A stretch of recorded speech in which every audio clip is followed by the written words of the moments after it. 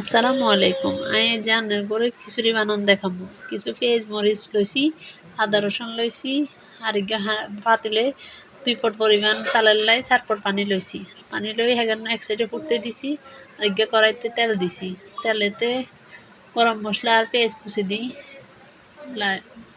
মিশাই লাইতে লাইতে ভাজা ভাজা করি লামু।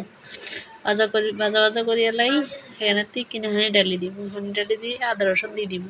আদা রসুন আগে পেঁয়াজের লগে মিক্স করে দিব। মিক্স করলে পেঁয়াজ আদা রসুনের গন্ধ থাকে না। ভাজি ভাজি লইলে একটু তেলেতে।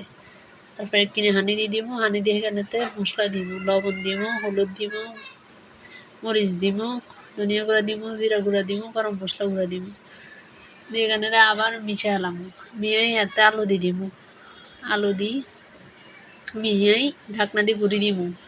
ঢাকনা দিয়ে গুঁড়ি দিয়ে আবার কতক্ষণ হল লাড়ি দিমু। লাড়ি দিয়ে আবার ঢাকনা দিয়ে গুঁড়ি দিমু।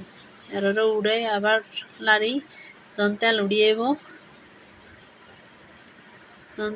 আইব আর আলুর চামচ জিয়া করে চামচ সিদ্ধ হয়েছে নি।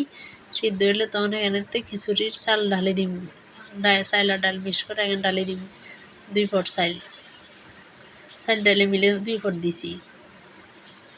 ডালি দিয়ে এখানে কিনে ভাজা ভাজা করবো। ভাজা ভাজা করার পর এখানে ২ পটলে ৪ পট পানি এখানে হুড়ে রেখছি এখানে ডালি দিব গরম। এরপরে এখানে আবার পানিতে মিয়ালাম চাইল ডাল আলু এখানে পানিতে মিয়ে ফুটতে দিব। ফুটতে দিয়ে একটু লবণ দিয়ে দেখবো। লবণ যদি পানিতে ঠিক মতো হয় তাহলে পোলাওতে লবণ হয়ে যাব, খিচুড়িতেও লবণ হয়ে যাব। এরপরে কাঁচামরিচ দিয়ে দিব। এরপরে পানি শুকাই আইলে কতক্ষণ ঢাকি রাখবো। এরপর লাড়ি দিব। লাড়ি দিয়ে আবার কতক্ষণ ঢাকি রাখবো। ঢাকি রাখার পরে আবার কতক্ষণ হলে আবার উল্টাইছামু। তখন হানি শুকাই যাব, তখন খিচুড়ি হয়ে যাব। এই হচ্ছে খিচুড়ির ফাইনাল লুক। আল্লাহ হাফেজ।